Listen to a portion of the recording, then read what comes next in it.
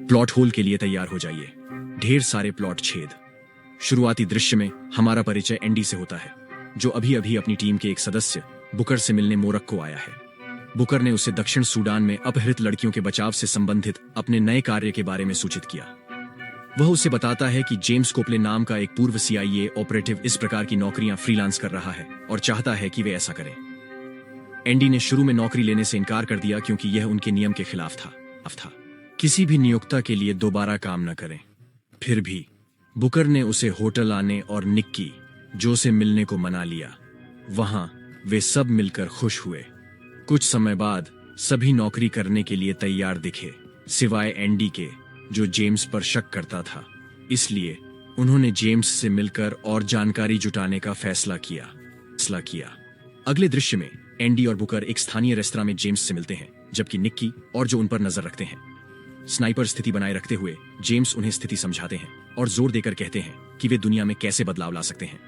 संदेहास्पद एंडी ने कारण पूछा कि जेम्स ने CIA क्यों छोड़ा, जिस पर उसने जवाब दिया कि उसकी बीमार पत्नी का निधन हो गया और तब से वह वापस जाने के लिए खुद को तैयार नहीं कर सका।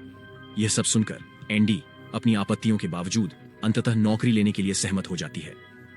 चालक दल हेलीकॉप्टर से दक्षिण सूडान रवाना होता है।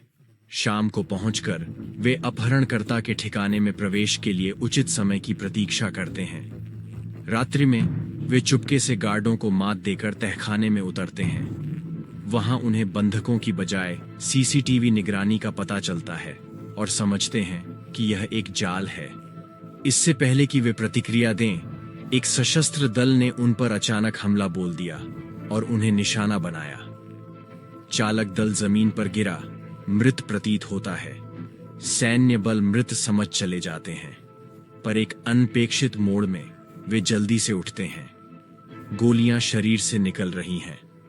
वे खड़े होकर तुरंत सशस्त्र बलों को पराजित कर देते हैं। यह सब जेम्स ने कैमरे से देखा है। यह एक सुपर हीरो फिल्म की तरह है, लेकिन ऐसा नहीं है। यह ताजा है, यह नेटफ्लिक्स है। इसके बाद चालक दल ट्रेन में चढ़ने से पहले अपने खून से सने कपड़ों को रेत में दबा देता है। अपने अगले कदमों के बारे में चर्चा के दौरान एंडी का दावा है कि उन्हें जेम्स को ढूंढना होगा, क्योंकि वह जानता है कि वे कौन हैं। यहां यह पता चला है कि उनमें से 4 सदियों पुराने योद्धा हैं, जिनके पास अस्पष्टीकृत पुनर्योजी उपचार क्षमताएं हैं। वे अपने विशाल अनुभव का उपयोग भाड़े के सैनिकों के रूप में काम करने और लोगों की मदद करने वाले मिशनों में करते हैं। यह पहली बार है कि उनकी गुप्त क्षमताओं का एक साथ खुलासा हुआ है। अफगानिस्तान में नील के नेतृत्व में समुद्री सैनिकों के एक दस्ते को महिलाओं के एक समूह की जांच करने का काम सौंपा गया है, जिनके बारे में माना जाता है कि उन्हें एक आतंकवादी ने बंदी बना लिया था। पूछताछ के दौरान एक महिला चुपचाप उस कमरे की ओर इशारा करती है जहां आतंकवादी छिपा हुआ प्रतीत होता है। नतीजतन सैनिक अंदर घुसकर दुश्मन को गोली मार देते हैं। फिर नियाल जेब टटोलने लगता है, पर आतंकी उसका गला रेत देता है। ट्रेन में 4 योद्धा नियाल की मौत का सपना देखते हैं। उन्हें समझ आता है कि वह उनमें से है। एंडी बाकी तीनों को जेम्स की तलाश में भेजती है और खुद नियाल को लेने जाती है। इधर नियाल के जिंदा बचने का पता चलता है। जब वह मेडिकल तंबू में उठती है, साथियों को आश्चर्य होता है कि उसे चोट से खरोंच भी नहीं आई। इसीलिए उन्होंने उसे जर्मनी में और परीक्षणों के लिए भेजने का फैसला किया। नियाल को यह जानकर दुख होता है, क्योंकि जर्मन परीक्षण अजीब होते हैं। इसलिए वह कोने में बैठकर अपना मनपसंद गीत सुनती है। मगर ट्रांसफर से पहले एंडी उसे ढूंढ लेता है और बंदूक तान देता है। नियाल उसकी पहचान के बारे में पूछती है, जिस पर वह अपना परिचय एंड्रोमाची ऑब्सीडिया के रूप में देती है, क्योंकि अगर यह नरक जैसा गंदा नहीं है तो यह विश्वसनीय भी नहीं है। फिर सैन्य अड्डे से उसका अपहरण करने से पहले वह उसे नीचे गिरा देती है। थोड़ी देर बाद नियाल को होश आता है और वह खुद को एक सेना वाहन की डिक्की में पाती है। भागने की कोशिश में वह लात मारकर ट्रंक खोलती है और बाहर कूद जाती है। एंडी ने यह नोटिस किया और वाहन रोक दिया। फिर वह उसके सिर पर गोली चलाती है और ठीक होने की प्रतीक्षा करती है। जब नियाल आंखें खोलती है, एंडी उसे बताता है कि उत्तर के लिए उसके साथ आए। फिर दृश्य इंग्लैंड में समाप्त होता है, जहां स्टीफन मेरिक, एक फार्मास्यूटिकल अधिकारी, स्टेम सेल अनुसंधान के लिए दानदाताओं को प्रस्तुति देता है। वह बताता है कि उनकी तकनीक मानव रोगों को मिटा सकती है और जीवन काल बढ़ा सकती है। उसे बस निवेश की जरूरत है।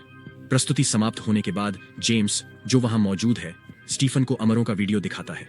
इससे बाद वाला सदमे में आ जाता है, इसलिए वह जेम्स को जल्द से जल्द टीम पर कब्जा करने का आदेश देता है। ऐसा लगता है कि मेरा सौतेला भाई और उसके जादुई दोस्त फिर से इस पर आ गए हैं। इस बीच एंडी और नियाल मादक पदार्थों की तस्करी करने वाले विमान में सवार होते हैं और मिलन स्थल पेरिस की ओर बढ़ते हैं।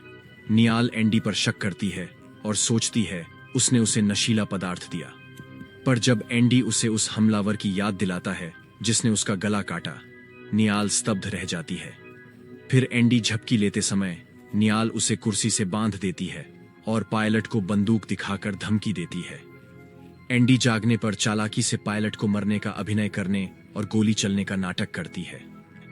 नियाल घबरा गई, पर एंडी ने उसे विमान चलाने का भरोसा दिया। डरी लड़की ने अनिच्छा से स्वीकार किया, पर समझ गई ये एक चाल थी। दोनों द्वंद्व में फंसे, पर अनुभवी एंडी जीत गया। आखिर में उसने नियाल को टीम में शामिल कर लिया, उसे अमरदान कार्यकर्ता बताया।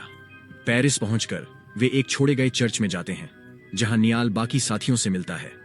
रात्रि भोज के वक्त वह उनकी अजरता के विषय में सीखती है। बुकर से पहले नियाल 18वीं सदी के सबसे युवा अमर थे। निक्की और जो 12वीं सदी से साथ हैं, पर सबसे बुजुर्ग अमर एंडी है। वार्तालाप में वह कहती है कि वे सच में अमर नहीं हैं। उनकी उपचार शक्ति आखिरकार बिना चेतावनी के खत्म हो जाती है, जैसे लाइकेन के साथ हुआ। उस रात नियाल को एक विचलित करने वाला स्वप्न आया, जिसके कारण सभी जाग गए। वह एक लोहे के संदूक में बंद महिला के सपने को स्मरण करती है। अरे, मैं समुद्र में डूब रहा हूं।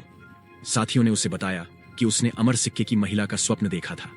फिर एंडी ने खुलासा किया कि जब वे और सिक्का सैकड़ों वर्ष पूर्व जादूगरनी महिलाओं को छुड़ाने का प्रयत्न कर रहे थे, उन्हें पकड़ा गया और उन पर जादू करने का आरोप लगा। जब नगरवासियों को एहसास हुआ कि वे उन दोनों को नहीं मार सकते, तो उन्होंने उन्हें अलग कर दिया।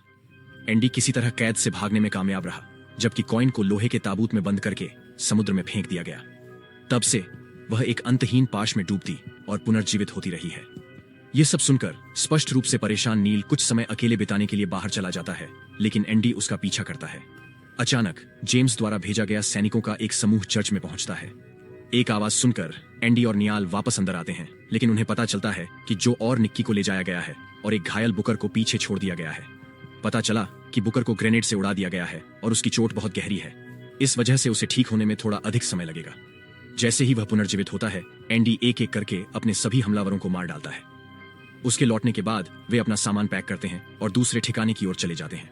इस बीच जो और निक्की को इंग्लैंड में जेम्स के पास ले जाया जाता है, जो फिर उन्हें स्टीफन की अनुसंधान प्रयोगशाला में ले जाता है। स्टीफन बताते हैं कि वह स्टेम सेल अनुसंधान के लिए उनका उपयोग करने का इरादा रखते हैं और उनकी पुनर्योजी क्षमताओं को जानने के लिए उन पर प्रयोग करेंगे। वह जेम्स से एंडी और बुकर को लाने के लिए भी कहता है, जबकि निक्की और जो को प्रयोगशाला में भेजा जाता है। अपने प्रयोग के लिए आवश्यक सभी नमूने निकालने के बाद जेम्स ने स्टीफन से उन्हें जारी करने के लिए कहा, लेकिन स्टीफन ने स्वार्थ के कारण इनकार कर दिया। डडली हमेशा से एक बदमाश लड़का रहा है।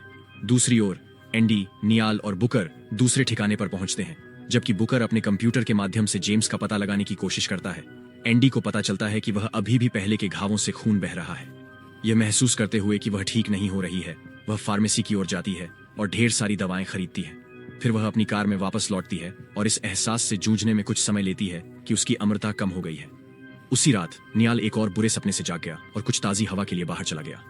वहां उसे एंडी मिलता है और दोनों अपने परिवारों के बारे में बात करते हैं, साथ ही अमर होने का दर्द भी व्यक्त करते हैं। उनकी बातचीत जल्द ही बकर द्वारा बाधित हो जाती है, जो जेम्स के ठिकाने का पता लगाने का दावा करता है।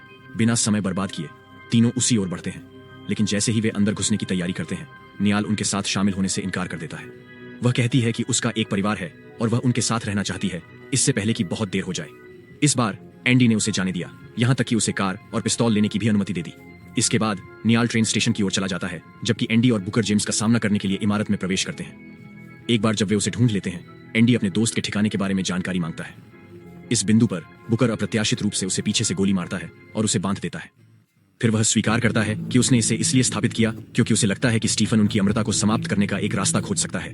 हालांकि वह यह देखकर घबराने लगता है कि एंडी ठीक नहीं हो रहा है। कुछ ही समय बाद स्टीफन और उसके लोग अंदर आते हैं और दो सुपर योद्धाओं को पकड़ लेते हैं। जेम्स विरोध करने की कोशिश करता है, एंडी की ठीक न होने वाली स्थिति और उसकी संभावित मौत पर प्रकाश डालता है। हालांकि स्टीफन को इसकी कोई परवाह नहीं है, क्योंकि वह अमर लोगों का अध्ययन करने के लिए उन्हें अनिश्चित काल तक यातना देने को तैयार है। जब जेम्स जिद करना जारी रखता है तो गार्ड उसे नीचे गिरा देते हैं। स्टीफन फिर एंडी और बुकर को अपनी प्रयोगशाला में ले जाता है और उन्हें अन्य क्रू सदस्यों के साथ रोकता है। कहीं और नियाल स्टेशन पहुंचती है, लेकिन उसे जल्द ही पता चलता है कि उसकी पिस्तौल खाली है। बुकर के विश्वासघात का एहसास होने पर वह जेम्स के स्थान पर वापस जाती है और जानना चाहती है कि क्या हो रहा है। इसके बाद जेम्स कबूल करता है कि वह एंडी और उसके दल पर शोध कर रहा है। वह उसे मानवता के लिए किए गए सभी अच्छे कामों के बारे में भी बताता है।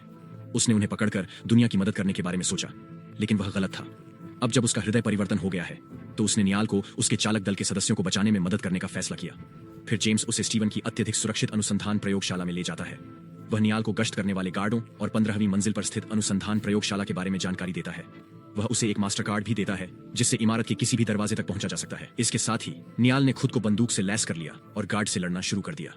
वह जल्द ही चालक दल के सदस्यों का पता लगा लेती है और उन्हें मुक्त कर देती है।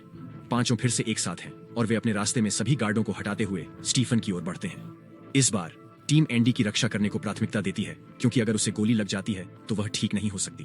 अंततः वे स्टीफन के कार्यालय में घुस गए, लेकिन उसे वहां नहीं पाया। तभी उन्होंने देखा कि लिफ्ट नीचे जा रही है, इसलिए बुकर, निक्की और जो सीढ़ियों से आगे बढ़ते हैं, जबकि नियाल एंडी के साथ रहता है। हालांकि यह एक चाल साबित हुई, क्योंकि स्टीवन ने 2 महिलाओं को बंदूक की नोक पर पकड़कर उनका सामना किया। जब ऐसा लगता है कि बुरा आदमी जीतने वाला है तो नियाल और एंडी एक योजना लेकर आते हैं। असल में वे हवाई जहाज से भी यही करतब दिखाते हैं। एंडी मृत की भूमिका निभाता है, जो ध्यान भटकाने का काम करता है, जिससे नियाल को उससे निपटने के लिए पर्याप्त समय मिल जाता है। फिर वह स्टीफन को पकड़ लेती है और कार दुर्घटनाग्रस्त होने से पहले 15वीं मंजिल से कूद जाती है।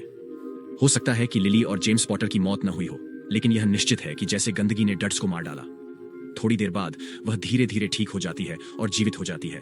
जबकि स्टीफन की मौत हो जाती है, समूह घटनास्थल से दूर चला जाता है और बुकर के भाग्य पर चर्चा करने के लिए एक रेस्तरां में रुकता है। कुछ देर विचार विमर्श के बाद एंडी ने बुकर से अकेले में बात की और उसे बताया कि उन्होंने उसकी सजा तय कर दी है।